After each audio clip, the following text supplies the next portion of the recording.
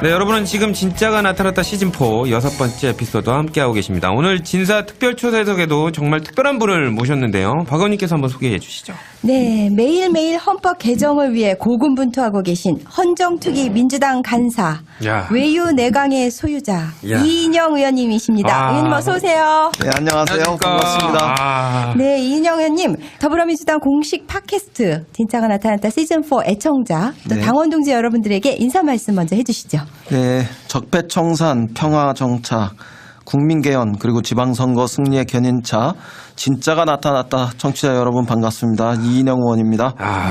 박수 한 번 더 쳐야 될 것 같아요. 네, 그런 것 같은데요. 박경희 의원님께서도 설명을 해주셨는데 지금 현재 헌법 개정 정치개혁 특별위원회 민주당 간사로 활약하고 계시잖아요. 네. 되게 일이 많으실 것 같은데 요즘 근황은 어떠신가요? 자유한국당발 개헌 부도 사태가 있을지 몰라서 그렇죠. 동분서주하고 있습니다. 일도 많고 협조가 잘 안 되죠. 네, 그렇습니다. 뭐 잘 아시다시피 자유한국당에서 지난 대선 때 지방선거 때 동시 개헌하기로 한 약속을 뒤집고 개헌 반대 세력으로 몰리는 것이 두려우니까 10월 달에 개헌하겠다 이렇게 땡깡 정치를 시작하고 있어서 개헌의 전도가 그렇게 순탄하지만은 않습니다. 개헌 관련된 것도 이따가 여쭙겠지만 지금 뭐 국회 전반기 외교통일위원회 위원이셨잖아요. 네. 그래서 지금 뭐 여러 가지 김여정, 김영철 카드를 북한이 꺼내서 대화 국면으로 들어가고 있는데 아울러서 이제 북핵 문제 어떻게 해결하는 것이 좀 현명할 것인가 요거에 대한 의견도 간단히 당원 여러분께 설명해 주시면 좋을 것 같습니다. 다행히 평창올림픽이 평화올림픽으로 막을 내렸잖아요. 김여정, 김영철 이런 북의 유력 인사들도 다녀갔고요. 포스트 평창에서도 평화의 기운이 계속 확산되어서 한반도 전체 평화 구조가 정착될 수 있도록 노력해야 한다 이렇게 생각합니다. 그 당위를 만들기 위해서 그동안에는 제재 공조와 대화 협상이 이렇게 하나로 묶여 있었다면 이제는 제재는 미국이 주로 담당하고 남북관계 개선은 한국이 주도하면서 역할 분담을 통해서 비핵화의 어떤 돌파구를 마련해야 된다. 또 그런 방향으로 가기 위해서 북미 관계를 개선하기 위한 한국 정부의 능동적 역할이 있었으면 좋겠고 그런 면에서 대북 특사, 대미 특사들이 오고 가면서 한미 간의 공조 체계도 조율하고 또 북미 간의 이해관계도 조율하는 이런 말 그대로 한반도의 운전자로서의 우리 정부의 역할이 돋보이는 한 해가 되었으면 좋겠다 이렇게 생각합니다. 평창 올림픽 이제 끝나기는 했는데 그 폐막식 날을 다시 한번 생각을 해보면요. 전 국민이 영미 외치면서 컬링을 응원할 때 자한당은 통일대교 앞에서 벌러덩 누워갖고 영철 외치는 정말 한심한 상황이었는데요. 국회 외교통일위원회 위원이시잖아요. 이인영 의원님. 오늘 그러니까 녹음일 기준으로 오늘 그 대북 특사가 이제 파견됐잖아요. 그렇죠. 그 부분에 대해서 어떻게 평가를 해주시는지 또 향후 좀 예측도 해주시고요. 평창에서의 평화를 이렇게 뜸들이지 않고 또 이렇게 오래 시간 끌지 않고 식기 전에 바로 한반도 전체에 평화의 기운을 가득 차 오르게 하는 쪽으로 이렇게 연결하려는 그런 그 대통령의 분명한 의지다 이렇게 저는 해석해요. 그 중에서 특히 북한에게 우리의 메시지를 분명하게 전달하고 또 북한의 어떤 실권자로서 김정은 위원장의 뜻이 무엇인지를 정확하게 이해하고 그걸 또 바탕으로 해서 곧바로 미국에게 정확하게 설명하고 북미 관계를 개선하는 데 도움이 될 수 있는 어떤 역할 이런 것들을 뭐 능동적으로 주도적으로 하는 과정이다 저는 그렇게 생각합니다.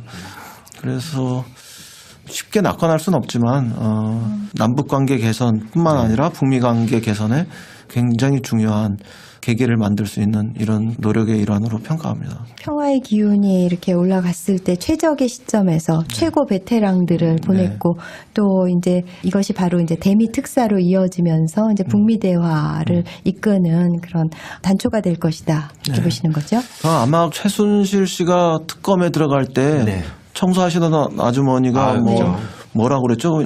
지랄하네, 연병하네라고 아이고, 예, 했던가요? 예, 예. 뭐 그런 비판받을 행동들은 우리가 좀 안 해도 될 거다. 특히 자유한국당은 그런 거 이제 그만해도 된다 그렇게 생각합니다. 이제 조금 더 진행을 좀 빨리 해보도록 하겠습니다. 그렇죠. 한 가지 먼저 말씀드리고 싶은데요. 아까 불안당 같은 자한당이 불안당 같은 그 자한당. 10월 개헌 얘기를 꺼내고 있잖아요. 네. 근데 10월에 개헌을 하려면은 별도 투표를 하려면 1,200억 원 정도가 드는데 네. 지방선거 때 같이 하면 300억 원이면 할 수가 있고 네. 그래서 네. 900억 원 정도 이제 차이가 나는 건데 아니요, 1,500억쯤 들어갈 텐데 지방선거에서 하면은 300억만 네. 들어가면 되니까. 그러면 한 차익이 예. 1,200억 원의 차익이 있는 거죠. 근데 그 홍준표 대표는 경남지사 그만둘 때 보궐선거 못 하겠다고 했잖아요. 왜냐하면 300억 아낀다고. 아까워서. 예. 예, 그래서 그때는 아까웠고 예. 지금 이 1,200억 원이 더 드는 건 안 아깝다는 것인지 정말로 이 앞뒤가 안 맞아서 자한당에 열받으면서 지내고 있다고 말씀하셨는데 저도 정말 제가 볼 때는 아마 경남도민들이 제일 열받아하고 계실 그렇죠. 거라고 생각합니다. 예. 그 돈 300억은 어떤 의미에서 떼먹고 이 돈 1,200억은 까먹어도 된다 뭐 이렇게 얘기하는 거니까요. 소신 있는 반대, 이유 있는 반대를 해야 되는데 그렇지 못해서 참 안타깝습니다. 이인영 의원님 어렵게 모셔서 이제 몇 가지 이인영 의원님에 관련된 부분 저희들이 자세히 중점적으로 나눠보도록 하겠습니다. 이인영 의원님 하면 그림자처럼 따라다니는 키워드가 있죠. 다 아시겠지만 박경민 의원님이 한번 말씀해 주시죠. 네, 아무래도 전대협 일기 의장인데요. 레전드죠. 일기 의장. 예. 30년이 지난 지금까지도 이제 이 의원님의 트레이드 마크가 된 것 같습니다. 근데 이 학생 운동가 출신 정치인 이런 표현이 마음에 마음에 드세요? 드시나요? 학생 운동가 출신의 정치인. 글쎄요. 여전히 한편에서는 뭐 6월 항쟁의 주역, 전대협 부장 이런 것들이 저의 자부심이기도 하고 그러나 또 다른 한편에서는 더 저를 엄격하게 만드는 어떤 뭐라 그럴까요? 그 뭐 거울 같은 것이라고도 볼 수 있겠죠. 제가 네. 솔직하게 고백을 드리면은 제가 국회 들어온 다음에 이인영 의원님 굉장히 어렵더라고요. 왜냐하면 이제 저한테는 그냥 너무나 이제 큰 이름으로 있었던 그렇죠. 너무나 저쪽에 멀리 높이 있던 분이라서 아니, 저도 알부남이니까 너무 그렇게 생각하지 마시고. 기억나세요? 제가 본인 입장에서 그 지난번에 이렇게 별로 멀지 않게 앉아 있었는데 제가 별로 말씀도 못 드렸었잖아요. 너무 어렵더라고요. 말씀 건네기가. 근데 이제 어느 날 말을 트게 되니까는 굉장히 부드럽고 좋으신 분이구나. 그런 얘기를 많이 해주시기 바랍니다. 그 86 정치인의 백미를 보여주는 게 영화 1987이었잖아요. 1987년 그리고 작년 말에 개봉했으니까 2017년. 2017년을 넘기지 않으려고 애를 썼다는 그런 영화 제작사 인터뷰가 있었는데요. 이인영 의원님 역시 작년 1년 내내 6월 항쟁 기념행사를 하셨잖아요. 정말 많이 하셨던 것 같은데요. 그러면서 이 행사가 끝나면 진짜 전대협을 졸업해야겠다고 다짐하셨다고 제가 들었는데요. 이제 확실히 졸업을 하실 수 있을까요? 조금 정확하게 말씀드리면 6월 항쟁 30주년이 되면 6월 항쟁의 그 역사 속에서 졸업하고 싶었어요. 네. 성공하건 실패하건. 네. 그런데 다행히 2016년, 17년 네. 겨울에 촛불 시민혁명이 일어났고 저 개인적으로는 6월 항쟁보다 더 위대했다고 생각합니다. 그러네요. 예. 그래서 6월 항쟁에서 졸업하고 촛불 시민혁명의 역사로 입학해도 아무 그 아쉬움과 주저가 있을 수 없다 이렇게 생각하고 기쁜 마음으로 6월 항쟁은 졸업했습니다. 그런데 작년 8월 19일 날 이제 우리가 전대협 만든 30주년 되는 날 이렇게 다시 모여 보니까 전대협까지 졸업하는 건 좀 그렇더라고요. 그래서 왜 그럴까 이렇게 생각하다 보니까 그래 우리에게는 아직도 더 가야 할 길이 있어. 그게 통일 아닐까? 통일이 될 때까지는 우리가 전대협의 가치를 조금 더 전대협의 깃발을 우리 마음속에 심어놓고 또 놓치지 말자 뭐 이런 생각을 했어요. 그래서 전대협은 통일될 때까지는 조금 졸업을 유예하려고 합니다. 졸업 유예하고. 멋있네요. 진짜 멋있다. 그러니까 6월 항쟁은 이제 졸업하셨고 작년으로서 그리고 이제 통일에 입학하실 때까지 전대협은 졸업을 잠시 유보하신다. 멋있습니다. 멋있는 말씀 너무 감사드립니다. 근데 되게 카리스마가 있으시잖아요. 지금 젊은 젊은 세대 당원 여러분들은 모르실 수도 있는데 그 당시 1987에 나오는 6월 항쟁을 이끌었던 전대협 출신의 그 1, 2, 3기 의장님이 계시지 않습니까? 1기가 우상호 의원, 그다음에 부의장이셨죠. 그다음에 오영식 의원이 2기 의장님, 그리고 지금 임종석 청와대 비서실장님이 3기 의장님, 그리고 지금 이인영 의원님이 1기 의장님이셨죠. 전대협 참, 4인방. 예, 전대협 4인방이라고 원래 이렇게 다 잘생긴 사람들만 의장을 하시는 거예요. 잘생긴 사람하고 못생긴 사람하고 차별 없이 뽑은 게 전대협 의장이었습니다. 예, 알겠습니다. 근데 저는 이제 궁금한 게 뭐 저도 여러 가지 학생 운동을 했었지만 지금은 현실 정치인이신데 민주화 운동을 했을 때 그 마음과 현실 정치의 가장 큰 차이점이 뭐다 이렇게 젊은 사람들한테 좀 얘기해주고 싶으신 게 있으시면. 민주화 운동할 때는 100% 순수한 마음으로 네. 옳은 것을 주장해도 되었다 이렇게 생각합니다. 네. 또 그걸 위해서 부분적으로 희생을 감내하면서 네. 그렇게 순결하게 네. 실천해도 되었다 이렇게 생각을 하는데요. 네. 정치 현실에서는 어떤 선배님들 같은 경우는 51%만 실현하고 실천할 수 있어도 해야 한다 네. 이런 말씀을 하시더라고요. 그게 처음엔 좀 낯설었습니다. 네. 그런데 저는 대략 그래도 한 70%, 80%는 네. 실현하고 실천할 수 있어야 되는 거 아니냐 이렇게 생각했는데요. 그런 것들을 현실에 부딪힐 때마다 좀 고민하고 있습니다. 네. 저는 요거 여쭙고 싶은데요. 86 정치인들이 지난 18년 동안 열심히 활동을 많이 해오시고 성과도 있었던 것 같은데 일부에서는 그 학생 전대협 의장, 막 학생 회장 할 때처럼 이렇게 적극적이지 나서지 못하는 게 현실 정치에 적응해서 그런 거 아니냐 뭐 이런 조금 가슴 아픈 얘기도 하시고 그런다고 제가 들었거든요. 그게 아니라 나는 지금도 열심히 그때 마음을 갖고 활동하고 있다. 이런 것을 한번 설명 한번 해주시면. 글쎄요, 대체로 민주주의의 가치를 위해서 서로 연합하고 단결하는 이런 과정에서 또 복지를 통한 또 사회 경제적 민주화를 통한 더 좋은 민주주의의 이런 과정에서 저희들이 한 번도 빠져 있거나 또 그런 어떤 시대적 과제를 외면한 적은 없었다고 생각합니다. 이제 그럼에도 불구하고 우리 스스로가 우리의 가치를 중심으로 해서 더 나은 미래의 권력들을 세워왔느냐 이런 면에서 비판을 받을 수 있다고 생각합니다. 주로 선배들이 형성하는 권력 질서, 당권 질서 이런 것들에 편승하거나 조력자로 위치 지으면서 우리가 민주화 운동할 때, 학생 운동할 때 그런 어떤 시대적 가치들 더 친노동적이고 더 통일지향적인 이런 진취적인 가치를 중심으로 해서 권력을 만들고 또 선배들에게 도전하고 새로운 사회의 문을 여는 이런 노력들은 하지 못했으니까요. 남은 시간이라도 자기 정치 남은 시간들이라도 최선을 다해서 가치로 권력을 세워가는 권력의 가치를 줄 세우는 것이 아니라 이런 본래의 모습을 찾아야 한다 이렇게 생각합니다. 가치를 가지고 있는 거는 그때의 이인영이나 지금의 이인영이나 똑같다라는 말씀을 해주시면.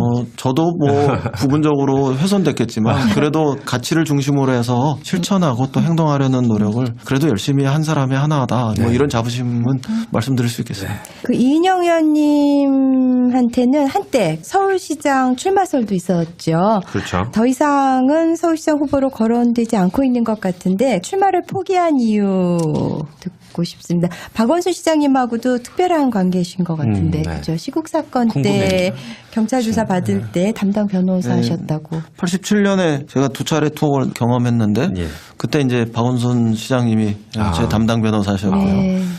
그리고 또 방금 이야기하신 대로 우상호 의원과는 30년 동지고요. 또 그렇게 하다 보니까 박영선 의원은 바로 옆에 지었고요. 그다음에 또 민병두 의원님이나 정봉주 전 의원 같은 경우는 전민련 제야단체 시절에 같이 일했던 선배 동지들이시고 전현희 의원은 지난해 개헌특위 활동을 같이 했고 그 가치의 충돌이 그렇게 크지 않으면 서로의 관계를 좀 훼손하지 말자. 그런 판단도 좀 그래도 있었습니다. 정치적 야심이 있으실 텐데 그렇게 깨끗하게 접으신 게 너무 멋지세요. 궁금해하시는 당원분들 되게 많더라고요. 그래서 다음 기회를 노리시는 건지 아니면 다른 소명이 있으셔서 일부러 이제 건너뛰신 건지.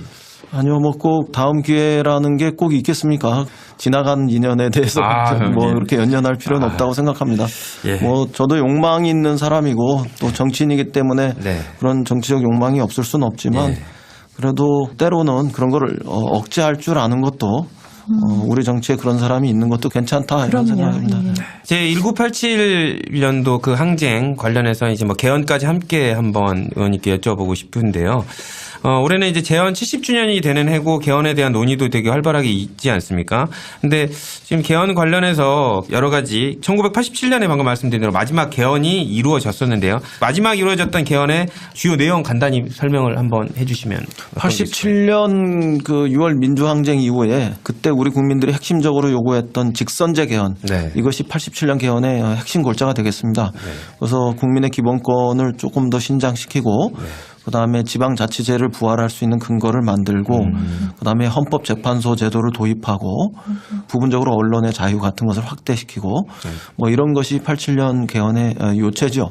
그러나 5년 단임의 대통령 직선제를 합의하는 과정에서 그 이전에 있었던 전두환 시절의 권력 구조, 또 그 이전에 있었던 72년 유신 그 헌법에서의 권력 구조, 이런 부분들은 더 완전한 상권 분립, 민주적 견제와 균형이 가능한 이런 형태로까지는 나아가지 못했습니다. 뭐 그런 점이 성과과 동시에 또 한계일 수 있겠죠. 개헌의 역사 이렇게 쭉 보면 이제 52년에 1차 개헌이 있었고 9차 개헌이 87년이니까 그러니까 35년 동안 9차례 개헌이 있었고 그 이후 30년 동안 그러니까 한 세대가 흐른 30년 동안은 전혀 개헌이 이루어지지 못했던 건데요. 그 한 세대 동안 변화해온 가치 인식, 사회상 이런 거를 이제 담아내지 못한다. 그러니까 이제 개헌을 해야 되는데 물론 헌법은 뭐 묵직하게 움직이긴 해야 되겠죠. 법과 달리. 하지만 이제 지금은 이제 정말 개헌이 필요한 시점인데 그 9차 개헌은 막 번개불에 콩 꼬먹듯이 이루어지다 보니까 문법상 오류도 많고요. 현행 헌법에. 또 웃지 못할 일도 있었죠. 전두환이 노후 보장을 위해서 설치한 국정자문회의가 국가원로자문회의로 이름만 바꿔서 살아남는 그런 실책도 있었는데요. 그러면 30년 동안 개헌이 이루어지지 못했는데 헌법, 개헌 전문가이신 이인영 위원님께서 보시기에 개헌이 이루어지지 못한 가장 큰 원인이 뭘까요? 우선 개헌 이러면은 과거 군사 독재 정권이나 역대 정권이 자신들의 독재를 강화하거나 아니면 장기 집권 음모를 추진하는 과정에서 주로 사용이 됐단 말이에요. 그래서 국민들의 그 불신이 있고 또 그래서 정치적 합의가 이루어지기 쉽지 않았던 이런 측면들이 있죠. 우선 그 점이 하나 있을 거고 그다음에 이제 또 하나는 아무래도 우리나라에서 헌법을 개정하는 이런 절차가 굉장히 엄격하고 또 까다로워요. 그러니까 뭐 그런 측면은 경성헌법이라고 하잖아요. 그래서 어떤 사안 하나도 국회에서 3분의 2의 동의를 얻어서 그다음에 국민 과반수의 참여와 또 그 참여한 사람들의 과반수 찬성을 통해서 개정해야 되니까 쉽지 않았다 이렇게 보여집니다. 요거 한번 여쭤보고 싶은데요. 아까 말씀 주신 대로 마지막에 헌법 개정이 있었던 9차 개헌에서는 대통령이 직선제라든지 국민이 원하는 부분들 지방자치 확대라든지 최저임금제의 시행 뭐 이런 부분들이 많이 들어가지 않았습니까? 그리고 이제 30년이 지났고 또 이제 국민들이 헌법 개정에 대한 요구를 받아들여서 정치권이 이제 헌법 개정에 대한 논의를 하고 있는데 지금 국민들이 바라는 그 1987과 비교했을 때 바라는 헌법 개정의 국민들의 요구 어떤 게 반영되었다고 생각하십니까? 저는 우선 시대 변화를 반영했으면 좋겠다 이런 바람이 있다고 생각합니다. 정보사회, 기후변화 그리고 4차 산업혁명의 도래 이런 것과 관련해서 헌법이 좀 그 틀을 담아냈으면 좋겠다 이런 말씀들을 하고 계시고요. 그다음에 이제 두 번째는 국민들의 주권의식, 시민의식 이런 것들은 상당히 성숙했는데 우리 헌법이 그것을 제대로 담아내지 못한다. 예를 들면 국민 발안 제도라든가 국민 소환 제도 이런 것들이 더 강화됐으면 좋겠다고 생각하시고 또 더 나아가서는 자기가 말하고 행동하는데 아무런 불편함이 없었으면 좋겠다. 뭐 예를 들면 양심의 자유를 사상의 자유로 확대하는 거라든가 집회 시위의 자유를 뭐 무한대로 허용하는 거라든가 예컨대 집회 시위를 통제할 때는 백남기 농민이 돌아가셨어도 그거를 풀었을 때 청와대 100m 앞까지 풀어도 230만 명이 모여도 돌 하나 던지는 사람 없고 유리창 한 장 안 깨지고 파출소에 연행된 사람 한 명 없이 심지어는 돌아갈 때 휴지 조각 하나 안 버리잖아요. 뭐 이런 것들을 보면은 뭐 충분히 가능한 일이다 이렇게 생각하고 언론 같은 경우가 권력으로부터 자유는 있지만 언론 사주의 편견 그다음에 광고주들의 어떤 요구 이런 것부터 자유로우냐 또 그런 것으로서 사회적인 책임을 다하느냐 이런 것에 대한 어떤 변화의 요구들 이런 것들이 있다고 생각합니다. 국민들이 바라는 게 그게. 그리고 이제 아마 더 나가면은 사회경제적인 민주화 그러니까 재벌과 소비자, 노동자, 중소기업 이런 데가 이렇게 기울어진 운동장 이런 네. 곳으로 놓여 있는데 새로운 균형을 취하는 거 이런 것들도 꽤 바란다고 생각하고 네. 특히 최순실 게이트 때 더 그렇죠. 이상 정경유착이라는 건 이제 없어야 된다. 네. 이런 바람들이 이제 터져 나왔잖아요. 네, 네. 그런 문제들 그리고 근로자로만 돼 있는 거를 노동자로 네. 좀 네. 바꾸자. 아. 여자로 돼 있는 걸 여성으로 바꾸자. 그렇죠. 신체 장애자로 돼 있는 거를 장애인 전체로 바꾸자. 그다음에 뭐 연소자 이렇게 돼 있는 걸 아동 청소년 이런 것으로 좀 바꾸자. 네. 그런 등등 사회 경제적 혹은 정치 시민적 어떤 권리 이런 것들을 키워내는 거 이런 바람들이 많다 이렇게 생각합니다.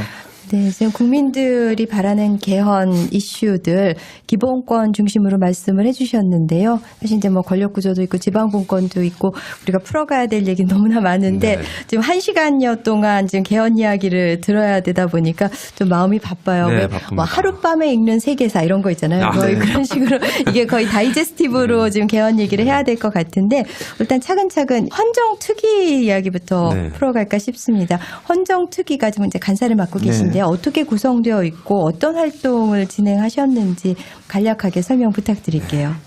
헌정특위는 지난해 국회에서 활동했던 개헌특위하고 네. 정치개혁특위 요 두 개를 합쳐서 25명의 여야 의원으로 구성을 했어요. 그래서 13명의 의원들이 개헌 소위를 구성하고 그다음에 12명의 의원들이 정치개혁 소위를 구성해서 서로 나누어져서 이제 분과 활동도 하고 있고요. 네. 지금 현재는 개헌 소위에서는 정부 형태, 권력 네. 구조가 아무래도 핵심적인 쟁점이 되고 있기 때문에 그와 관련해서 집중적 논의를 벌이고 있고요. 네. 그 외에도 기본권 논의나 지방분권 논의 이런 것들도 함께 하려고 합니다. 그리고 정치개혁 소위에서는 지금까지는 지방선거 때 의원 정수 문제나 선거구 획정 문제와 관련해서 주로 활동했는데 조만간 이제 선거법, 국회의원 선거법을 포함한 이런 선거 제도 전반과 관련해서 개혁할 수 있는 것이 무엇인지 이런 걸 확인하고 또 토론하려고 하고 있습니다. 네, 일단 개헌 시기 관련해서요. 6월에 하는 게 일단 최선인데요. 지금 자한당 등등이 딴지 걸기를 많이 하고 있어서 만약 지방선거와 동시에 개헌 국민투표를 붙이지 못한다면 이제 10월 개헌 얘기가 나오죠. 그거 말고 어떤 류의 대안들이 있을까요? 대안은 없다. 네. 6월 지방선거 때 동시 개헌이 최선이다. 네, 그렇게 그리고 나가야 되죠. 유일하다. 네. 이렇게 얘기합니다. 딱 잘라서 그렇게 가야 됩니다. 왜냐하면 지방선거가 지나면 네. 개헌의 변수가 늘어나면 늘어날지 줄어들진 않거든요. 네. 그런 그러니까 동력이 측면에서 떨어지니까 우리는 답지가 딱 하나다. 지방선거 때 하는 게 유일한 길이다. 그리고 우리 국민들이 지금 2년 넘게 70%가 넘는 여론 지지율로 맞아요. 예. 개헌에 찬성 의사를 보여주고 계시는데 만약에 지방선거 때 우리가 개헌을 이루지 못하면 국민들이 실망해서 네. 그 개헌에 대한 지지율 이런 것들이 개헌하지 않은 세력들에 대한 심판 의사로 이렇게 전환될 거다 이렇게 생각합니다. 네. 그러면은 10월달 개헌도 그렇게 쉽지 않다 그렇죠. 이렇게 보입니다. 제 일부 당원들이 이제 인터넷에 올린 글을 저도 이제 공감을 해서 말씀 여쭙고 싶었는데요. 지금 사실상 자유한국당만 10월 개헌을 해야 된다라고 얘기를 하면서 명확하게 4개월만 늦춰야 될 이유에 대해서는 또 설명을 안 하고 있는데 그게 지금 뭐 특위에서는 나름대로 합리적인 이유를 대면서 10월로 하자고 그런 얘기를 하고 있는 건가요? 제가 오죽하면은 땡깡 정치라고 그랬겠습니까?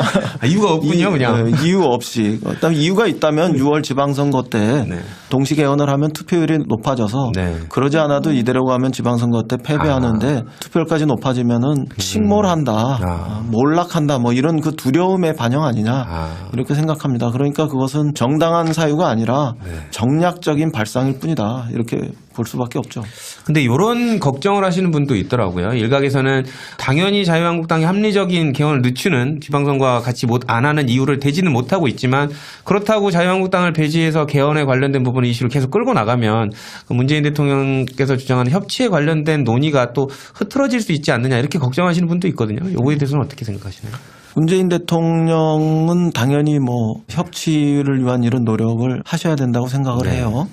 또 뭐 그거는 정치학 교과서의 당이기도 하지만 정치 현실에서 더불어민주당이 말하자면은 소수잖아요. 네. 여소야대 이런 현실도 있기 때문에 그러나 또 다른 한편에서 일국의 대통령이 정치 지도자로서는 최고 지도자가 개헌을 가지고 한 약속을 그렇게 헌신짝처럼 내버리면 네. 또 어떤 국민이 헌법을 지키려고 하겠어요. 그렇죠. 그런 면에서는 이 문제는 홍준표 대표가 많이 반성하고 그렇죠. 개심할 일이지 네. 문재인 대통령한테 책임을 넘길 문제는 아니다. 저는 그렇게 생각을 해요. 그래서 이 문제는 정말로 진정한 의미에서 협치의 길을 모색하려면 홍준표 대표가 약속을 지키고 그렇죠. 6월 지방선거 때 동시 개헌의 길로 나와야 한다. 이렇게 생각합니다. 만약에 우리 초등학교 1학년 학생회장을 뽑는다고 생각해 보세요. 약속 막 해놓고 그다음에 선거 지나면 안 지켜버리는 이런 거를 배우게 되지 않겠어요? 그러면 그거는 뭐 절대로 바람직하지 않은 이런 우리 사회의 모습이기 때문에 이것은 문재인 대통령은 약속을 지키려는 노력을 하는 분이고 홍준표 대표는 약속을 배반하려고 하는 것이기 때문에 과연 누가 바뀌어야 제대로 된 그 협치의 길이 열릴 수 있는지 이런 것들은 뭐 자명한 답이다 이래 보여요. 이제 개헌과 관련해서 이제 강론으로 들어가서 기본권에 대한 말씀부터 들어보고 싶은데요.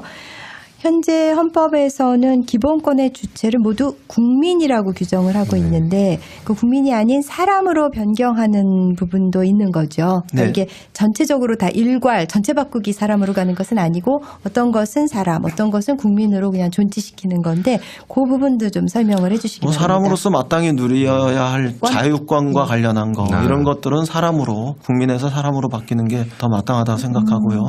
그다음에 어떤 사회권과 관련한 거 국가 사회 공동체 이런 것과 관련한 참정권? 부분들은 네, 그런 부분들은 국민으로 이렇게 두는 것이 어떠냐 이런 게 큰 기준점이 되겠습니다. 그 초창기 헌법 초안에서 이제 찾아보니까 우리도 처음에는 국민보다 더 포괄적인 개념의 인민이라는 개념을 쓰려고 했었는데 국민으로 한정됐다라는 그런 의견을 좀 본 적이 있거든요. 그런 차원에서 국민보다 더 포괄된 인간적인 권리를 보장한다는 측면에서 사람으로 가는 것이 맞는지 그 뜻인가요? 그렇죠. 그러니까 어떤 경우에는 사람으로 가고요. 어떤 경우에는 국민으로 그대로 존치하고 이렇게 구분해서 보면 된다 이렇게 생각합니다. 천부 인권에 해당하는 거 평등권, 행복 추구권, 양심의 자유, 사생활과 통신의 비밀 이거는 사람으로 가야 되는 것이고 사회권이라고 하실 때는 참정권, 교육권, 노동권 이런 부분은 뭐 복지와 관련한 부분들이라든가 국민으로 가고 이렇게 이원화해서 그러면 이제 사람으로 하면 사실상 국민에 한정돼 있었지만 배제됐던 외국인 이런 사람들도 당연히 외국인 근로자라든지 이런 사람들도 사람으로서의 또 확대되는 포괄적인 인권을 보장하는 쪽으로 가게 헌법 개정이 이루어지겠네요. 네, 그렇겠죠 아무래도 그런 것이 더 세계적 보편성에 맞는 헌법 체계일 거다 이렇게 보죠. 제가 수학을 공부한 그 지병이나 도져서 사람이 훨씬 더 포괄적인 거고 그거의 부분 집합이 이제 국민인데 사람에는 포괄되지만 국민에는 포함되지 않는 부분이 외국인, 국내 체류 외국인, 무국적자 이렇게 되는 거죠. 죄송합니다. 그렇죠. 역시 수학 집합으로 개념으로 딱 설명을 해주셨습니다. A는 B를 포함한다. 그렇죠. 네, 맞습니다.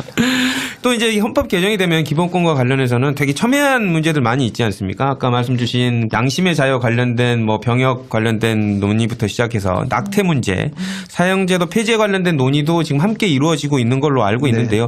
이게 뭐 어느 정도 의견이 뭐 일치되는 방향으로 가고 있나요? 두 가지 관점에서 생명 안전권의 문제를 우리 헌법적 규범으로 신설하자 이런 공감대들은 있죠.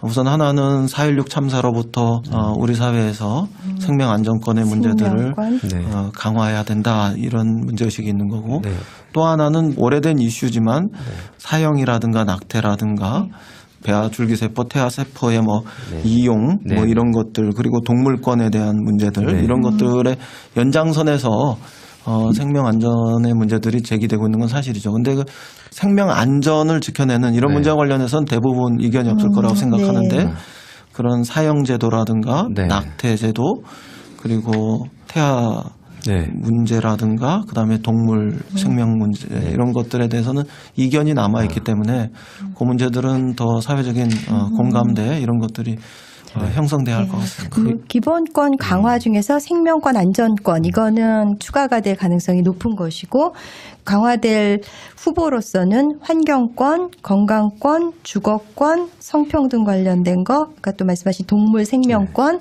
사용제도 폐지 이제 여전히 논의가 되면서 추가가 될 수도 있고 뭐 그런 사회적 공감대가 보편적인 어떤 공감성을 획득할 수 있는 거냐 이런 것들이 제일 중요한 문제일 것 그럼 같습니다. 생명권 안전권은 거의 확실한 거고. 안전권은 뭐 생명에 있어서 어떤 안전권을 보장해내는 문제 이런 것들은 확실할 것 같은데요. 네.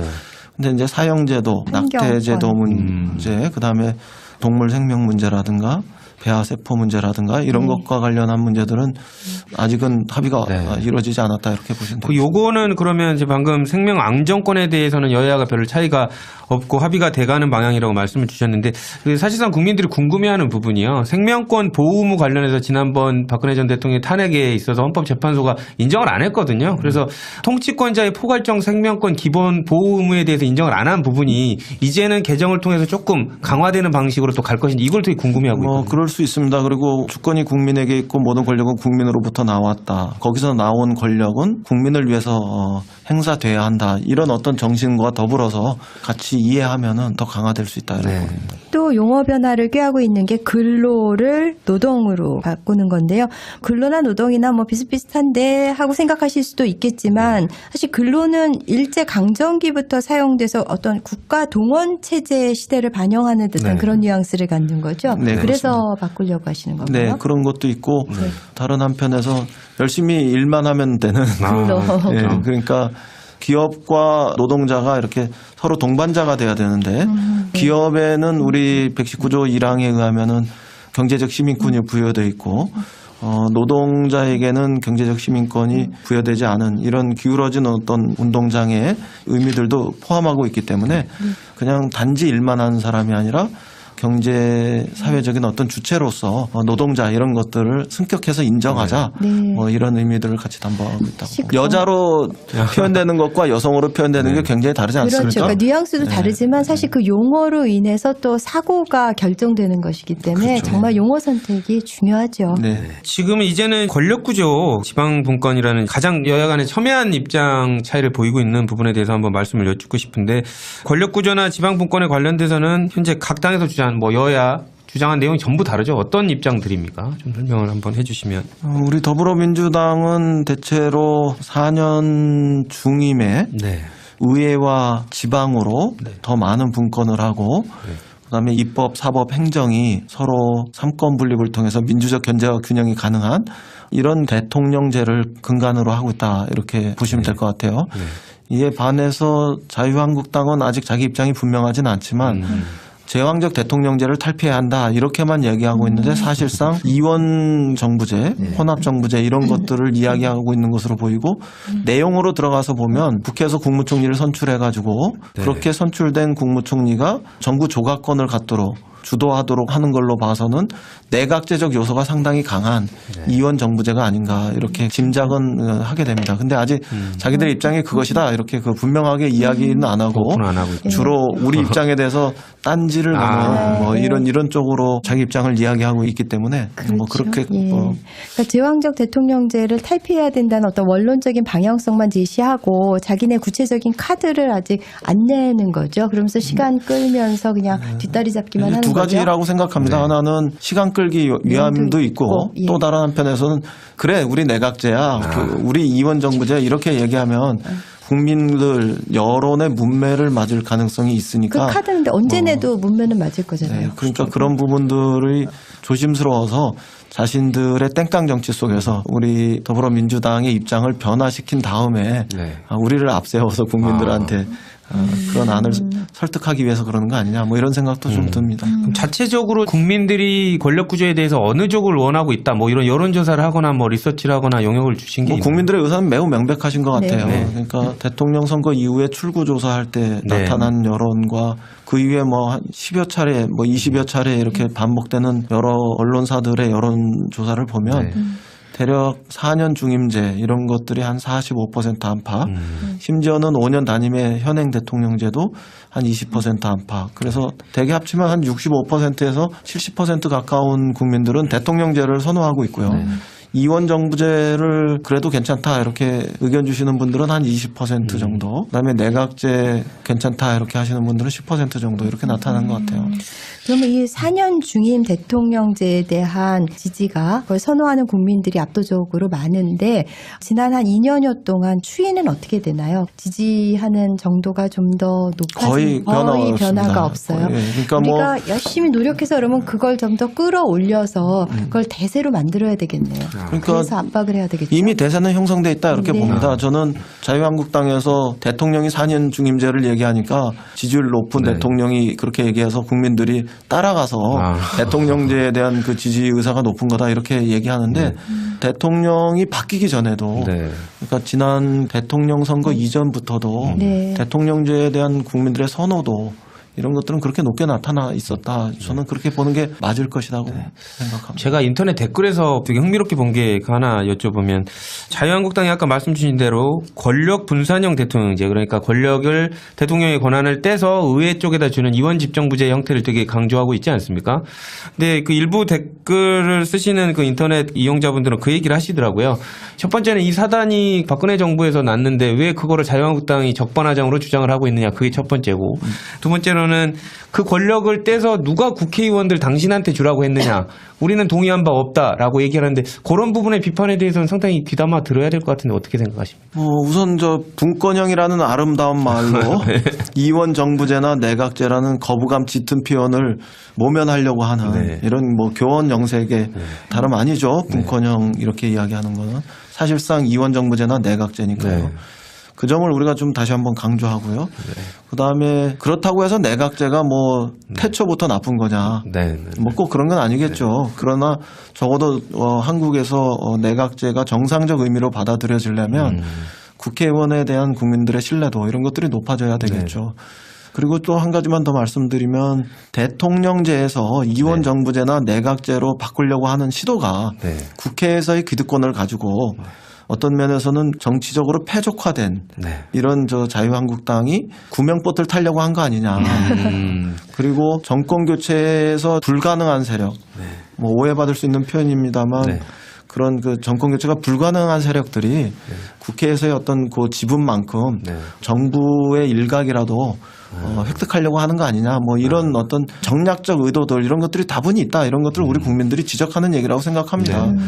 더 나아가서는 한국처럼 사회경제적 개혁이 되지 않은 나라에서 의원 내각제, 이원 정부제 이런 것들이 잘못 도입되면 일본처럼 기득권만 유지하고 연장하고 오히려 확대하는 이런 그 왜곡된 정치 구조로 반복적으로 악순환할 수 있는 이런 소지도 있기 때문에 그에 대해서 좀 거부하고 있는 것이다 이렇게 보여집니다. 개헌의 이제 중요한 세 가지 측면 중에서 이 정부형대 권력 구조가 제일 어려운 부분이잖아요. 이제 야당과 합의를 이끌어내기에 아무래도 이제 국민들의 전폭적인 지지를 얻고 가는 게 가장 뭐 자연스럽고 가장 순리라는 생각은 들기는 하는데 어떤 전략으로 자유한국당을 비롯한 야당을 설득하실 예정이세요? 아직은 뭐 정치적으로 합의해서 개헌을 할 수 있는 시간이 한 40여일 더 남았다 이렇게 생각합니다. 개헌하는데 허용된 시간이 헌법상으로는 90일이니까요. 6월 13일 날 우리가 개헌 국민투표를 동시에 하려면 3월 15일 정도에는 발의될 수 있어야 합니다. 그러나 정치적으로 합의만 된다면 50일 정도 써도 충분하기 때문에 4월 20일경까지는 우리가 여야가 정치적으로 개헌에 대해서 합의하면 6월 13일 동시 개헌을 할 수 있으니까 그 노력을 더 할 수 있는 시간이 있으니까 그 노력을 최선을 다해서 하겠고요. 그다음에 이제 또 하나는 여야 간에 합의가 되지 않으면 대통령 개헌이 있을 수 있습니다. 대통령은 뭐 6월 지방선거 때 개헌하겠다고 공약을 했고요. 또 대통령이 헌법상에 개헌을 발의할 수 있는 권한도 있기 때문에 그걸 통해 가지고 새로운 개헌의 어떤 그 가능성 이것을 찾아볼 수 있는 이런 그 여지도 있습니다. 그러나 국회에서는 대통령의 개헌이 발의되기보다는 국회에서 정치적 합의를 통해서 정상적으로 더 넓은 개헌이 이루어질 수 있도록 노력하는 것이 마땅하다 이렇게 생각합니다. 남은 변수는 그래도 국민들의 뜻이 무엇이냐 이게 중요하다고 생각합니다. 우리 국민들이 촛불 들고 광장에 나서니까 촛불 시민혁명이 일어났듯이 우리 국민들이 개헌의 주인이 되어서 개헌의 광장으로 나오면 다시 국민 개헌에 이런 가능성이 열릴 것이다 이렇게 생각합니다. 우리 위대한 국민들의 도도한 뜻이 4년 중임제에 있다는 것을 좀 더 부각시켜야 될 것 같습니다. 이제 두 번째 개헌의 주제, 지방분권으로 넘어가 보려고 하는데요. 지방분권에 대해서도 대체적으로 그런 공감대를 형성하고 있죠. 그래서 아예 헌법 1조 3항에 대한민국은 지방분권 국가라고 이렇게 천명하자는 이제 그런 얘기들도 있는데요. 이건 좀 잠깐 다른 얘기인데 생성되고 있는 가짜 뉴스 중에는요. 일단 지방분권을 확실하게 한 다음에 그걸 통해서 고려 연방제로 간다. 이런 정말 말도 안 되는 그런 페이크 뉴스의 소스를 제공하기도 한 게 이 지방분권인데 지방분권의 의미라든지 왜 그게 필요한 것인지 좀 상세하게 설명을 해 주시죠. 박근혜 대통령이 탄핵돼서 중앙정부가 어떤 면에서 망했을 때 대한민국을 지킨 건 지방정부 아니었습니까? 맞습니다. 그걸 통해서 우리 지방정부, 지방자치 역량이 어떤 수준에 있는지 확실하게 보여줬다고 생각합니다. 그다음에 이제 또 하나는 중앙정부는 멀고 지방정부는 가까이 있잖아요. 그래서 주민들의 삶의 질, 이걸 실질적으로 높이기 위해서는 지방정부의 역할이 더 높아져야 된다 이렇게 생각합니다. 그다음에 이제 마지막으로는 북유럽에 가면 인구 500만에서 1000만 정도 되는 강소 국가들 있잖아요. 스웨덴, 핀란드, 노르웨이, 네덜란드, 덴마크 이런 나라들. 그런 강소 국가를 자치분권을 강화해서 우리나라 안에 한 6, 7개 만든다. 이렇게 생각해 보시면 좋을 것 같아요. 그러니까 우리가 공간적으로 더 발전하기 위해서는 통일로 더 커지는 것도 있지만 자치분권을 통해 가지고 더 발전할 수 있는 이런 길이 있다. 이렇게 생각해 보시면 좋을 것 같고요. 그런 측면에서 자치분권은 우리가 발전하는 길이다. 이렇게 생각합니다. 그런데 이걸 가지고 어떤 분은 더군다나 사법고시까지 패스한 분이 홍준표 대표 나오면 고려 연방제를 만드는 길이다 이렇게 얘기하잖아요. 글쎄 말이에요. 그건 좀 무식한 것 같아요. 고려 연방제는 한 국가에서 두 개의 체제가 공존하는 길을 모색한 거거든요. 지금 우리가 이야기하는 자치분권은 한 국가 내에서 하나의 체제를 다양한 방식으로 발전시켜가는 이런 길을 찾아보고 있는 거잖아요. 어떻게 서울은 더 서울답게 발전할 건지, 경기도나 인천은 더 경기도답게, 더 인천답게 발전할 건지, 영남은 더 영남답게, 호남은 더 호남답게, 작은 세종도 또 조금 더 큰 제주도도 어떻게 더 세종답게, 제주답게 발전할 건지 이런 다양한 발전의 과정들, 특색 있는 발전의 과정들 이런 것들을 만들어 보자는 취지이기 때문에 이걸 고려 연방제라고 이야기하는 거는 음모네요. 그건 잘 모르겠어요. 그거는 달나라 논리 같아요. 저는 이걸 여쭤보고 싶은데 일각에서는 그런 지방자치를 강화하는 내용의 지방분권을 강화하는 내용이 헌법에 들어가는 게 지방자치법만 개정하면 될 것을 굳이 제도적 보장으로서 당연히 인정되는 그걸 명시적으로 또 넣을 필요가 있느냐 이런 이견도 있는 것 같더라고요. 잘 아시겠지만 일반적으로 법이 있고 명령이 있고 그다음에 규칙이 있고 조례가 있고 이렇잖아요. 순서가. 근데 우리는 지방자치 조례를 통해 가지고 지방자치 활동을 허용했잖아요. 그러니까 법에서 눌리는 건 물론이고 명령과 규칙에도 눌려서 지방자치를 하고 있단 말이에요. 그러니까 중앙정부의 손아귀에 딱 쥐어져 있는 거죠. 그래서 적어도 법률에 반하지 않는 수준에서는 지방정부가 자치 입법권을 가질 수 있도록 해야지 자기가 특색 있는 발전의 길을 도모할 수 있을 거 아니에요. 자율적이고 또 특색 있는 발전의 길 이런 것들을 위해서는 헌법에서 그 법을 풀어야 돼요. 지방자치 법률에 의거하지 않고도 법률에 충돌하지 않으면 법률에 위배되지 않으면 자치 입법권을 부여해서 지방정부가 고유한 발전을 모색할 수 있도록 하기 위해서는 그래서 그거는 헌법에서 풀어야지만 되는 거고요. 조세 같은 경우도 조세 법률주의 이렇게 돼 있어 법률로 규정하게 돼 있잖아요. 그러니까 그거는 자치 조세권 이런 것들도 헌법에서 풀어줘야지만 그것이 가능한 길이 되겠죠. 그리고 그렇게 해서 가다 보면은 지방 정부별로 어떤 곳은 돈이 많고 어떤 곳은 돈이 적고 이렇게 해서 불균등한 발전의 길들이 있을 텐데 돈이 많은 지방 정부에서 돈이 적은 지방 정부에 도와주는 것을 안 하려고 할 거 아니에요. 그러니까 이건 헌법 속에서 서로 지방 재정을 조정할 수 있는 이런 제도를 명시해 놔야지만 그런 격차도 완화시키고 해소할 수 있기 때문에 그냥 지방자치 법률로만 할 문제가 아니라 법률을 넘어서는 헌법에서 규정하고 또 풀어줄 거는 풀어줘야지만 더 나은 지방자치로 가는 길이 가능하기 때문에 헌법에서 분권 개헌을 해야 한다. 이렇게 말씀드릴 수 있겠습니다. 헌법에 소위 보충성의 원리라는 것까지 명시를 해줘야 된다. 아까 보충성의 원리를 제가 이야기는 지방정부가 기본적으로는 다 한다. 그런데 이제 거기서 이제 공백이 생기거나 이럴 때만 중앙정부가 이제 개입을 한다. 이런 거잖아요. 그런 수준으로 갈 수도 그런 있고요. 건 이제 굉장히 강한 수준의 지방자치인 그럴 수도 것이죠. 있고 이제 중앙정부가 하지 않는 건 다 지방정부가 해도 된다. 네, 그렇게 이해할 수도 있는. 예. 중앙정부의 법률 안에서만 지방정부가 자치를 하는 게 아니고 중앙정부가 하지 않는 거는 다 지방정부가 해도 된다. 이렇게 할 수도 있는 거죠. 그러니까 그런 수준들은 우리가 개헌 과정에서 적절하게 반영하면 되겠다. 이렇게 지방분권이 강화되는 것은 확실한데 이제 어느 정도 수준까지 강화될 것인지는 이제 여전히 이제 논의가 열려 있는 것이고 지금 이제 자치 입법권하고 예산까지 굉장히 이제 광범위한 얘기를 해주셨는데요.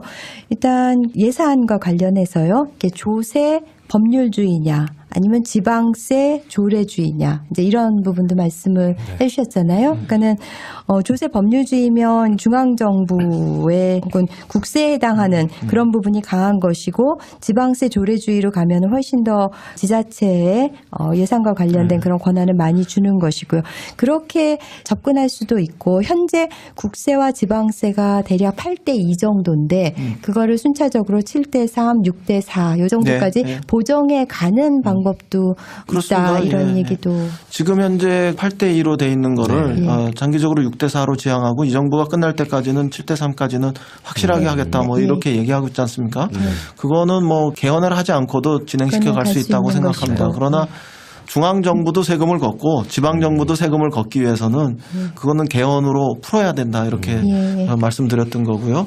궁극적으로는 어떤 것은 지방세로 하고 어떤 것은 국세로 하고 이런 것들의 세목 조정을 또 한 번쯤은 다시 해야 될 거라고 생각합니다. 그러니까 방금 말씀 주신 게 지금 지방자치의 재정은 거의 매여 있지 않습니까? 돈을 빌려다가 지방재정을 운영하는 건데 스스로 이제 헌법에 근거해서 세금을 거둘 수 있게끔 만들어주고 부작용들은 관련된 거는 헌법이 스스로 통제할 수 있게 헌법에 넣어야 된다라는 취지로 말씀을 주신 것 같습니다. 아무래도 지방이 자율성을 가지고 특색 있게 자기 나름대로의 발전을 시작하려면 쉽게 얘기하면 법과 예산 이것의 그 어떤 자주성 뭐 이런 것들이 확립되어야 하기 때문에 그것은 법으로만 풀 수 없는 문제가 있기 때문에 헌법으로까지 풀어야 한다 이렇게 생각하시면 되겠습니다. 그 세 번째 쟁점이 그러니까 첫 번째에서 우리가 기본권 강화, 두 번째에서 지방분권, 그리고 참 권력 구조에 대해서도 얘기를 했죠. 그다음에 선거구제도 지금 이제 큰 쟁점 중에 하나인데요. 현재 우리가 채택하고 있는 게 소선거구제인데 여기는 이제 승자 독식이기 때문에 사표가 많이 발생을 하고 그래서 민심을 정확하게 반영하지 못한다. 그래서 중대선거구제 논의가 있고 또 혹은 전체적으로 중대선거구제가 갈 수도 있는 것이고 도농복합형이라고 해서 그러니까 농어촌은 소선거구제로 가고 도시지역은 중대선거구제로 가는 그런 방향도 있고 이 부분은 정말 이제 의원들이 자기 목에 방울을 달아야 되는 그런 상황이기 때문에 더 논의가 어려운 것 같기는 하는데 이거랑 또 연동형 비례대표제까지 전문가시니까 우리 당원들께 친절하게 설명을 해주시죠. 아니 제가 전문가는 아니고요. 이제 서당계 3년에 이제 풍어를 읊는 정도라고 생각하시면 되겠습니다. 대체로 선거구, 선거구를 소선거구로 할 거냐, 중선거구로 할 거냐, 아니면 도시는 중선거구로 하고 농촌은 소선거구로 하는 혼합형 내지는 복합형으로 할 거냐, 뭐 이런 게 하나의 쟁점이고요. 그다음에 연동형으로 할 거냐, 아니면 단순 비례대표형으로 할 거냐, 이런 게 또 하나의 쟁점이고요. 그다음에 비례를 구역을 만든다고 그럴 때 전국을 하나의 구역으로 할 거냐 아니면은 권역별로 나눌 거냐 이런 게 또 하나의 쟁점이고 이럴 것 같습니다. 대체로 전문가들이나 아니면 국민들의 의견을 들어보면 소선거구제를 더 선호하는 것 같고요. 그다음에 중선거구제는 좀 떨어지는 것 같고요. 그다음에 혼합형, 복합형에 대해서는 좀 더 알아봐야 되겠다. 뭔지는 잘 모르겠다 이렇게 생각하시는데 조금 이렇게 알아보는 쪽으로 들어가 보면 도시가 한 60%쯤 되지 않겠어요? 60%, 70%쯤 되고 그다음에 농촌 이런 데가 이제 뭐 한 30% 뭐 이 정도 될 텐데 그러면 상대적으로 중선거구제가 더 많은 뭐 이런 비중을 차지하게 되겠죠. 그래서 그런 부분들에 대해서는 약간 좀 갸우뚱들 하시는 것 같아요. 그다음에 이제 단순 비례대표형이냐 연동형 비례대표형이냐 이렇게 할 때는 연동형 비례대표형이 더 정의롭다. 왜냐하면 아까 말씀하셨듯이 정당의 지지율 이상의 네. 정당의 지지율 이상으로 의석을 할당받게 되니까 네, 네. 그거는 정의롭지 못하다. 네. 정당이 지지받은 비율만큼 의석의 할당도 받는 것이 더 정의롭겠다. 이렇게 생각하시니까 연동형 비례대표 이런 것들이 조금 더 나은 거 아니냐 이렇게들 생각하시는 것 같고 그다음에 권역별로 할까? 전국으로 할까 이런 부분들에서는 전문가들은 좀 전국으로 했으면 좋겠다. 네. 왜냐하면 우리나라는 아직 작으니까요. 네. 네. 그런데 경우에 따라서는 이렇게 권역별로 하자. 네. 뭐 이렇게 생각하시는 분들도 어떤 경우에 더 많이 나타나고 또 그렇게까지는 세밀하게는 잘 모르겠다. 이렇게도 반응하시고 그러신 것 같아요. 근데 어느 언론사에서 시뮬레이션 한 거를 보면은 연동형 비례대표제를 했을 때 더불어민주당과 자유한국당 의석은 팍 줄고 뭐 정의당은 많이 늘고 이런 결과가 나왔던데요. 연동형 비례대표제가 뭐 우리 입장에서는 그리 유리한 제도는 아니기는 하지만 그게 민심을 더 정확하게 정의롭게 반영하는 방식이라면 뭐 우리도 네, 그렇습니다. 뭐 우리는 단순한 시뮬레이션으로만 놓고 보면 우리가 손해되는 예상들이 나오지만 그럼에도 불구하고 승자 독식의 정치적 패단이라 이걸 네. 넘어서는 문제라든가 네. 과다 대표성의 문제라든가 이런 것들을 개혁하는 차원에서 연동형 비례대표제도가 도입된다면 더 정의로울 수 있기 때문에 네. 그런 건 우리가 좀 감수하고 그렇죠. 우리의 유불리를 떠나서 유불리를 예. 떠나서 개혁할 수 있어야 된다 이렇게 생각합니다. 또 이제 그렇게 선거제도 환경이 바뀌면 유권자들께서도 그에 걸맞게 새로운 판단들을 하시지 않을까 싶습니다. 예. 선거 연령 낮추는 거에 대해서는 어떻게 논의가 뭐 선거 연령을 낮추자 이런 문제들에 대해서는 네네. 적어도 자유한국당을 제외하면 다 동의하는 것 같아요. 그런데 이제 자유한국당도 몰리니까 말로는 동의한다 그러고 그 다음날 우리 헌정특위 전체 회의를 하는데 보면은 10분 중에 결석한 분을 제외하고는 대부분이 또 그랬나 뭐 이렇게 또 시장에서 이야기하는 그다음에 이렇게 밤을 까는 이런 것들을 해요. 그런데 뭐 이미 우리가 촛불 광장에서도 네. 보면 우리의 청소년들이 그냥 어른들의 아이가 아니고요. 네. 엄마 아빠의 아들 딸이 아니고 네. 성숙한 그 시민으로서의 면모 이렇게 충분히 보여주고 있잖아요. 네. 다는 아니더라도 고3이 수능 끝나고 나와서 하는 이야기 행동들 보면 네. 민주시민으로서 충분한 어떤 참정권을 행사할 수 있는 그런 능력, 자질 이런 것들이 함양돼 있다. 저는 그렇게 보여요. 그래서 그 정신은 뭐 당연히 우리가 받아들여야 한다 이렇게 생각하죠. 다만 선거 연령을 헌법에서 조문화하는 게 좋을지 아니면은 선거법에서 조문화하는 게 좋을지 그런 것들은 체계 정합성이라는 이제 네, 어려운 그렇죠. 표현입니다만 그런 네. 체계 정합성에 해당하는 문제이니까 그거는 좀 그런 차원에서 검토돼야 된다 이런 겁니다. 그 18세 청소년들 참정권 부여하는 문제는 뭐 우리한테 유리해서가 아니라요. 정말 그 촛불 광장 때 저도 청소년들의 발언을 보면서 감화를 받았던 적이 정말 많고요. 그래서 학생들을 교복 입은 시민이라고 이렇게 조희연 네. 교육감님은 표현을 하시는데 정말 시민으로서의 어떤 판단력과 그런 역량을 충분히 갖췄죠. 우리 18, 18세 청소년들이요. 네. 오늘 이인영 의원님 나오셔서 너무 좋은 말씀 많이 해주시고 또 자유한국당 때문에 너무 골치가 많이 아프실 것 같아요. 뭐 흰머리도 더 많이 나신 것 같은데 열심히 듣고 계신 청취자 여러분하고 당원 동지 여러분한테 한번 앞으로 어떻게 활동하시겠다 또 각오의 한마디 해주시면 좋을 것 같습니다. 시간이 그리 많이 남은 것은 아니지만 그래도 뭐 하려면 할 수 있는 개헌의 시간이라고 생각합니다. 자유한국당이 이야기하는 곁다리 개헌이 아니라 약속한 개헌을 우리는 할 수 있어야 된다고 생각하고요. 그다음에 관제 개헌이 아니라 촛불 시민혁명의 과정에서 나왔던 국민 개헌의 과정이기 때문에 우리는 그 약속을 더 지킬 수 있어야 한다고 생각합니다. 개헌을 통해서 네. 더 좋은 헌법을 만들어서 더 좋은 민주주의로 가는 길, 더 나은 국민의 삶으로 가는 문을 함께 열었으면 좋겠습니다. 이 촛불 시민혁명의 과정에서도 또 대통령 선거의 과정에서도 우리 국민들이 주인이었고 또 우리 네티즌들이 또 주역이었듯이 그렇죠. 이번 개헌의 과정에서도 국민과 또 네티즌들이 주인이 되고 또 주역이 되는 그런 과정이 될 수 있도록 최선을 다하겠습니다. 네, 이인영 의원님, 제가 오늘 출연해 주십사 요청드렸는데 흔쾌하게 이렇게 한 걸음에 와주셔서 너무 감사드리고요. 오늘 우리 청취자분들과 함께 이인영 의원이 들려주는 개헌 이야기. 정말 참 유익했습니다. 다시 한번 감사드립니다. 그 이인영 의원님이 이렇게 개헌의 전 네, 여러분은 지금 진짜가 나타났다 시즌4 6번째 에피소드와 함께하고 계십니다. 오늘 진사 특별초대석에도 정말 특별한 분을 모셨는데요. 박 의원님께서 한번 소개해 주시죠. 네, 매일매일 헌법 개정을 위해 고군분투하고 계신 헌정투기 민주당 간사, 야. 외유 내강의 소유자 야. 이인영 의원님이십니다. 아. 의원님 어서 오세요. 네, 안녕하세요. 반갑습니다. 아. 네, 이인영 의원님 더불어민주당 공식 팟캐스트 진짜가 나타났다 시즌4 애청자 또 네. 당원 동지 여러분들에게 인사 말씀 먼저 해주시죠. 네, 적폐청산, 평화정착, 국민개헌 그리고 지방선거 승리의 견인차 진짜가 나타났다. 청취자 여러분 반갑습니다. 이인영 의원입니다. 박수 한 번 더 쳐야 될 것 같아요. 네, 그런 것 같은데요. 박경희 의원님께서도 설명을 해주셨는데 지금 현재 헌법 개정 정치개혁 특별위원회 민주당 간사로 활약하고 계시잖아요. 네. 되게 일이 많으실 것 같은데 요즘 근황은 어떠신가요? 자유한국당발 개헌 부도 사태가 있을지 몰라서 그렇죠. 동분서주하고 있습니다. 일도 많고 협조가 잘 안 되죠. 네, 그렇습니다. 뭐 잘 아시다시피 자유한국당에서 지난 대선 때 지방선거 때 동시 개헌하기로 한 약속을 뒤집고 개헌 반대 세력으로 몰리는 것이 두려우니까 10월 달에 개헌하겠다 이렇게 땡깡 정치를 시작하고 있어서 개헌의 전도가 그렇게 순탄하지만은 않습니다.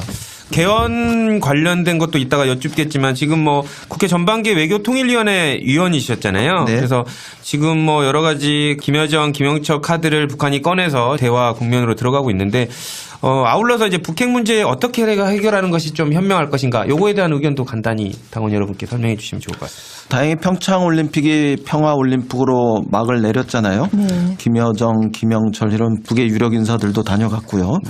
포스트 평창에서도 평화의 기운이 계속 확산되어서 한반도 전체 평화 구조가 정착될 수 있도록 노력해야 한다 이렇게 생각합니다. 그 당위를 만들기 위해서 그동안에는 제재 공조와 대화 협상이 이렇게 하나로 묶여 있었다면 이제는 제재는 미국이 주로 담당하고 남북 관계 개선은 한국이 주도하면서 역할 분담을 통해서 비핵화의 어떤 돌파구를 마련해야 된다. 또 그런 방향으로 가기 위해서 북미 관계를 개선하기 위한 한국 정부의 능동적 역할이 있었으면 좋겠고 그런 면에서 대북 특사, 대미 특사들이 오고 가면서 한미 간의 공조 체계도 조율하고 또 북미 간의 이해관계도 조율하는 이런 말 그대로 한반도의 운전자로서의 우리 정부의 역할이 돋보이는 한 해가 되었으면 좋겠다 이렇게 생각합니다. 평창 올림픽 이제 끝나기는 했는데 그 폐막식 날을 다시 한번 생각을 해보면요. 전 국민이 영미 외치면서 컬링을 응원할 때 자한당은 통일대교 앞에서 벌러덩 누워갖고 영철 외치는 정말 한심한 상황이었는데요. 국회 외교통일위원회 위원이시잖아요. 이인영 의원님.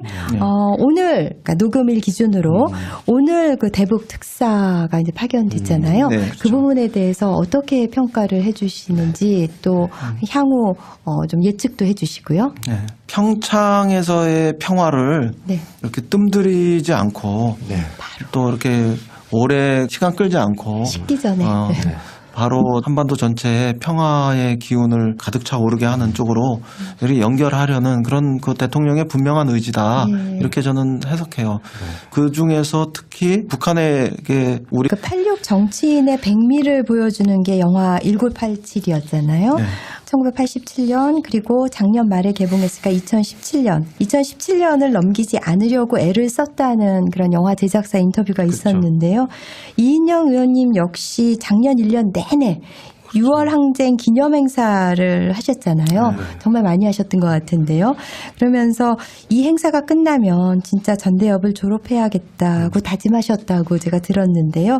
이제 확실히 졸업을 하실 수 있을까요? 조금 정확하게 말씀드리면 6월 항쟁 30주년이 되면 6월 항쟁의 그 역사 속에서 졸업하고 싶었어요. 성공하건 실패하건. 그런데 다행히 2016년, 17년 겨울에 촛불 시민혁명이 일어났고 저 개인적으로는 6월 항쟁보다 더 위대했다고 생각합니다. 그래서 6월 항쟁에서 졸업하고 촛불 시민혁명의 역사로 입학해도 아무 그 아쉬움과 주저가 있을 수 없다 이렇게 생각하고 기쁜 마음으로 6월 항쟁은 졸업했습니다. 그런데 작년 8월 19일 날 이제 우리가 전대협 만든 30주년 되는 날 이렇게 다시 모여 보니까 전대협까지 졸업하는 건 좀 그렇더라고요. 그래서 왜 그럴까 이렇게 생각하다 보니까 그래 우리에게는 아직도 더 가야 할 길이 있어. 그게 통일 아닐까? 통일이 될 때까지는 우리가 전대협의 가치를 조금 더 전대협의 깃발을 우리 마음속에 심어놓고 또 놓치지 말자 뭐 이런 생각을 했어요. 그래서 전대협은 통일될 때까지는 조금 졸업을 유예하려고 합니다. 아유, 멋있네요. 진짜 멋있다. 그러니까 6월 항쟁은 이제 졸업하셨고 작년으로서 그리고 이제 통일에 입학하실 때까지 전대협은 졸업을 잠시 유보하신다. 멋있습니다. 멋있는 말씀 너무 감사드립니다. 근데 되게 카리스마가 있으시잖아요. 지금 젊은 세대 당원 여러분들은 모르실 수도 있는데 그 당시 1987에 나오는 6월 항쟁을 이끌었던 전대협 출신의 그 1, 2, 3기 의장님이 계시지 않습니까? 1기가 우상호 의원, 그다음에 부의장이셨죠. 그다음에 오영식 의원이 2기 의장님, 그리고 지금 임종석 청와대 비서실장님이 3기 의장님, 그리고 지금 이인영 의원님이 1기 의장님이셨죠. 전대협 4인방. 예, 전대협 4인방이라고 원래 이렇게 다 잘생긴 사람들만 의장을 하시는 겁니다. 잘생긴 사람하고 못생긴 사람하고 차별 없이 뽑은 게 전대협 의장이었습니다. 예, 알겠습니다. 근데 저는 이제 궁금한 게 뭐 저도 여러 가지 학생 운동을 했었지만 지금은 현실 정치인이신데 민주화 운동을 했을 때 그 마음과 현실 정치의 가장 큰 차이점이 뭐다 이렇게 젊은 사람들한테 좀 얘기해주고 싶으신 게 있으시면. 민주화 운동할 때는 100% 순수한 마음으로 옳은 것을 주장해도 되었다 이렇게 생각합니다. 또 그걸 위해서 부분적으로 희생을 감내하면서 그렇게 순결하게 실천해도 되었다 이렇게 생각을 하는데요. 정치 현실에서는 어떤 선배님들 같은 경우는 51%만 실현하고 실천할 수 있어도 해야 한다 이런 말씀을 하시더라고요. 그게 처음엔 좀 낯설었습니다. 그런데 저는 대략 그래도 한 70%, 80%는 실현하고 실천할 수 있어야 되는 거 아니냐 이렇게 생각했는데요.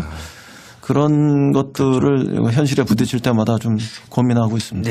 저는 요거 여쭙고 싶은데요. 86 정치인들이 지난 18년 동안 열심히 활동을 많이 해오시고 성과도 있었던 것 같은데 일부에서는 그 학생 전대협 의장, 막 학생 회장 할 때처럼 이렇게 적극적이지 나서지 못하는 게 현실 정치에 적응해서 그런 거 아니냐 뭐 이런 조금 가슴 아픈 얘기도 하시고 그런다고 제가 들었거든요. 그게 아니라 나는 지금도 열심히 그때 마음을 갖고 활동하고 있다. 이런 것을 한번 설명. 메시지를 분명하게 전달하고 또 북한의 어떤 실권자로서 김정은 위원장의 뜻이 무엇인지를 정확하게 이해하고 그걸 또 바탕으로 해서 곧바로 미국에게 정확하게 설명하고 북미 관계를 개선하는 데 도움이 될 수 있는 어떤 역할 이런 것들을 뭐 능동적으로 주도적으로 하는 과정이다. 저는 그렇게 생각합니다. 그래서 쉽게 낙관할 수는 없지만 남북관계 개선뿐만 아니라 북미관계 개선에 굉장히 중요한 계기를 만들 수 있는 이런 노력의 일환으로 평가합니다. 평화의 기운이 이렇게 올라갔을 때 최적의 시점에서 최고 베테랑들을 보냈고 또 이제 이것이 바로 이제 대미 특사로 이어지면서 이제 북미 대화를 이끄는 그런 단초가 될 것이다. 이렇게 보시는 거죠? 아마 최순실 씨가 특검에 들어갈 때 청소하시던 아주머니가 뭐라고 그랬죠? 지랄하네, 연병하네라고 했던가요? 뭐 그런 비판받을 행동들은 우리가 좀 안 해도 될 거다. 특히 자유한국당은 그런 거 이제 그만해도 된다. 그렇게 생각합니다. 이제 조금 더 진행을 좀 빨리 해보도록 하겠습니다. 그렇죠. 한 가지 먼저 말씀드리고 싶은데요. 아까 불안당 같은 자한당이 불안당 그 같은 10월 개헌 얘기를 꺼내고 있잖아요.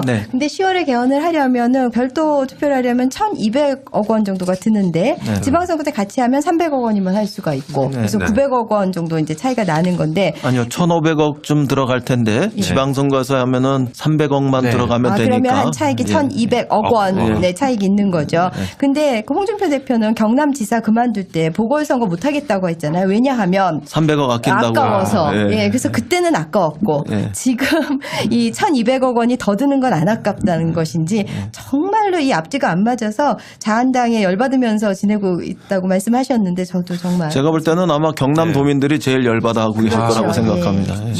그 돈 300억은 어떤 의미에서 떼먹고 이 돈 1,200억은 까먹어도 된다 뭐 이렇게 얘기하는 거니까요. 소신 있는 반대, 이유 있는 반대를 해야 되는데 그렇지 못해서 참 안타깝습니다. 이인영 의원님 어렵게 모셔서 이제 몇 가지 이인영 의원님에 관련된 부분 저희들이 자세히 중점적으로 나눠보도록 하겠습니다. 이인영 의원님 하면 그림자처럼 따라다니는 키워드가 있죠. 다 아시겠지만 박경민 의원님이 한번 말씀해 주시죠. 네, 아무래도 전대협 1기 의장인데요. 레전드죠. 1기 의장. 30년이 지난 지금까지도 이제 이 의원님의 트레이드마크가 된 것 같습니다. 근데 이 학생 운동가 출신 정치인 이런 표현이 마음에 드시나요? 학생 운동가 출신의 정치인. 글쎄요. 여전히 한편에서는 뭐 6월 항쟁의 주역, 전대여 부장 이런 것들이 저의 자부심이기도 하고 그러나 또 다른 한편에서는 더 저를 엄격하게 만드는 어떤 뭐라 그럴까요? 그 뭐 거울 같은 것이라고도 볼 수 있겠죠. 제가 솔직하게 고백을 드리면은 제가 국회 들어온 다음에 이인영 의원님 굉장히 어렵더라고요. 왜냐하면 이제 저한테는 그냥 너무나 이제 큰 이름으로 있었던 그렇죠. 너무나 저쪽에 멀리 높이 있던 분이라서. 저도 알부남이니까 너무 그렇게 생각하지 마시고. 기억나세요? 제가 본인 입장에서 그 지난번에 이렇게 별로 멀지 않게 앉아 있었는데 제가 별로 말씀도 못 드렸었잖아요. 너무 어렵더라고요. 말씀 건네기가. 근데 이제 어느 날 말을 트게 되니까는 굉장히 부드럽고 좋으신 분이구나. 그런 얘기를 많이 해주시기 바랍니다. 한번 해주시면. 글쎄요, 뭐 대체로 민주주의의 가치를 위해서 서로 연합하고 단결하는 이런 과정에서 또 복지를 통한 또 사회 경제적 민주화를 통한 더 좋은 민주주의의 이런 과정에서 저희들이 뭐 한 번도 빠져 있거나 또 그런 어떤 시대적 과제를 외면한 적은 없었다고 생각합니다. 이제 그럼에도 불구하고 우리 스스로가 우리의 가치를 중심으로 해서 더 나은 미래의 권력들을 세워왔느냐 이런 면에서 뭐 비판을 받을 수 있다고 생각합니다. 주로 선배들이 형성하는 권력 질서, 당권 질서 이런 것들에 편승하거나 조력자로 위치 지으면서 우리가 민주화 운동할 때, 학생 운동할 때 그런 어떤 시대적 가치들 더 친노동적이고 더 통일지향적인 이런 진취적인 가치를 중심으로 해서 권력을 만들고 또 선배들에게 도전하고 새로운 사회의 문을 여는 이런 노력들은 하지 못했으니까요. 뭐 남은 시간이라도 자기 정치 남은 시간들이라도 최선을 다해서 가치로 권력을 세워가는 권력의 가치를 줄 세우는 것이 아니라 이런 본래의 모습을 찾아야 한다 이렇게 생각합니다. 가치를 가지고 있는 거는 그때의 이인영이나 지금의 이인영이나 똑같다라는 말씀을 해주시면. 저도 뭐 부분적으로 훼손됐겠지만 그래도 가치를 중심으로 해서 실천하고 또 행동하려는 노력을 그래도 열심히 한 사람이 하나다. 뭐 이런 자부심은 말씀드릴 수 있겠습니다. 그 이인영 의원님한테는 한때 서울시장 출마설도 있었죠. 그렇죠. 더 이상은 서울시장 후보로 거론되지 않고 있는 것 같은데 출마를 포기한 이유 듣고 싶습니다. 박원순 시장님하고도 특별한 관계이신 것 같은데 그죠? 시국 사건 때 경찰 조사 받을 때 담당 변호사 하셨다고. 87년에 제가 2차례 투옥을 경험했는데 그때 이제 박원순 시장님이 제 담당 변호사셨고요. 그리고 또 방금 이야기하신 대로 우상호 의원과는 뭐 30년 동지고요. 또 뭐 그렇게 하다 보니까 박영선 의원은 바로 옆에 지었고요. 그다음에 또 민병두 의원님이나 정봉주 전 의원 같은 경우는 전민련 제야단체 시절에 같이 일했던 선배 동지들이시고 전현희 의원은 지난해 개헌특위 활동을 같이 했고 그 가치의 충돌이 그렇게 크지 않으면 서로의 관계를 좀 훼손하지 말자. 뭐 그런 판단도 좀 그래도 있었습니다. 정치적 야심이 있으실 텐데 그렇게 깨끗하게 접으신 게 너무 멋지세요. 그 궁금해하시는 당원분들 되게 많더라고요. 그래서 다음 기회를 노리시는 건지 아니면 다른 소명이 있으셔서 일부러 이제 건너뛰신 건지. 아니요, 뭐 꼭 다음 기회라는 게 꼭 있겠습니까? 지나간 인연에 대해서 뭐 그렇게 연연할 필요는 없다고 생각합니다. 뭐 저도 욕망이 있는 사람이고 또 정치인이기 때문에 그런 정치적 욕망이 없을 수는 없지만 그래도 때로는 그런 거를 억제할 줄 아는 것도 우리 정치에 그런 사람이 있는 것도 괜찮다 이런 생각입니다. 제 1987년도 그 항쟁 관련해서 이제 뭐 개헌까지 함께 한번 의원님께 여쭤보고 싶은데요. 올해는 이제 재헌 70주년이 되는 해고 개헌에 대한 논의도 되게 활발하게 있지 않습니까? 근데 지금 개헌 관련해서 여러 가지 1987년에 방금 말씀드린 대로 마지막 개헌이 이루어졌었는데요. 마지막 이루어졌던 개헌의 주요 내용 간단히 설명을 한번 해주시면. 87년 그 6월 민주항쟁 이후에 그때 우리 국민들이 핵심적으로 요구했던 직선제 개헌 이것이 87년 개헌의 핵심 골자가 되겠습니다. 그래서 국민의 기본권을 조금 더 신장시키고 그다음에 지방자치제를 부활할 수 있는 근거를 만들고 그다음에 헌법재판소 제도를 도입하고 부분적으로 언론의 자유 같은 것을 확대시키고 뭐 이런 것이 87년 개헌의 요체죠. 그러나 5년 단임의 대통령 직선제를 합의하는 과정에서 그 이전에 있었던 전두환 시절의 권력 구조 또 그 이전에 있었던 72년 유신 그 헌법에서의 권력 구조 이런 부분들은 더 완전한 상권 분립, 민주적 견제와 균형이 가능한 이런 형태로까지는 나아가지 못했습니다. 뭐 그런 점이 성과과 동시에 또 한계일 수 있겠죠. 개헌의 역사 이렇게 쭉 보면 이제 52년에 1차 개헌이 있었고 9차 개헌이 87년이니까 그러니까 35년 동안 9차례 개헌이 있었고 그 이후 30년 동안 그러니까 한 세대가 흐른 30년 동안은 전혀 개헌이 이루어지지 못했던 건데요. 그 한 세대 동안 변화해온 가치 인식, 사회상 이런 거를 이제 담아내지 못한다. 그러니까 이제 개헌을 해야 되는데 물론 헌법은 뭐 묵직하게 움직이긴 해야 되겠죠. 법과 달리. 하지만 이제 지금은 이제 정말 개헌이 필요한 시점인데 그 9차 개헌은 막 번개불에 콩 꺼먹듯이 이루어지다 보니까 문법상 오류도 많고요. 현행 헌법에. 또 웃지 못할 일도 있었죠. 전두환이 노후 보장을 위해서 설치한 국정자문회의가 국가원로자문회의로 이름만 바꿔서 살아남는 그런 실책도 있었는데요. 그러면 30년 동안 개헌이 이루어지지 못했는데 헌법, 개헌 전문가이신 이인영 위원님께서 보시기에 개헌이 이루어지지 못한 가장 큰 원인이 뭘까요? 우선 개헌 이러면은 과거 군사 독재 정권이나 역대 정권이 자신들의 독재를 강화하거나 아니면 장기 집권 음모를 추진하는 과정에서 주로 사용이 됐단 말이에요. 그래서 국민들의 그 불신이 있고 또 그래서 정치적 합의가 이루어지기 쉽지 않았던 이런 측면들이 있죠. 우선 그 점이 하나 있을 거고 그다음에 이제 또 하나는 아무래도 우리나라에서 헌법을 개정하는 이런 절차가 굉장히 엄격하고 그렇죠. 또 까다로워요. 그러니까 뭐 그런 측면은 경성헌법이라고 하잖아요. 그래서 어떤 사안 하나도 국회에서 3분의 2의 동의를 얻어서 그렇죠. 그다음에 국민 과반수의 참여와 또 그 참여한 사람들의 과반수 찬성을 통해서 개정해야 되니까 쉽지 않았다 이렇게 보여집니다. 요거 한번 여쭤보고 싶은데요.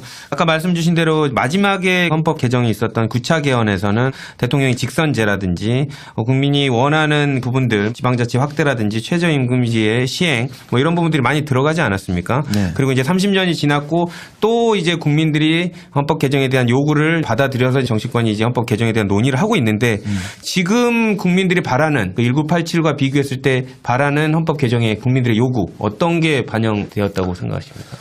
저는 우선 시대 변화를 반영했으면 좋겠다 이런 바람이 있다고 생각합니다. 정보사회, 기후변화 그리고 4차 산업혁명의 도래 이런 것과 관련해서 헌법이 좀 그 틀을 담아냈으면 좋겠다 이런 말씀들을 하고 계시고요.